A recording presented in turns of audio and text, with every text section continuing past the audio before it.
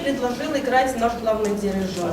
Он сначала хотел, чтобы я играла первый концерт Прокофьева. Я стала торговаться, я ему говорю, нет, первый концерт Бартака. Он говорит, нет. А концерт Бетховена, я говорю, вот об этом мы можем побеседовать. Я это никогда не играла, и у меня очень особое отношение к этой музыке, очень трепетное. Я до сих пор не верю, что я буду касаться этой партитуры. У меня, правда, огромный респект к этому сочинению. Но это очень-очень приятно. Я вчера была на рижском концерте, эта рижская публика обожает маэстро Немо Ярби.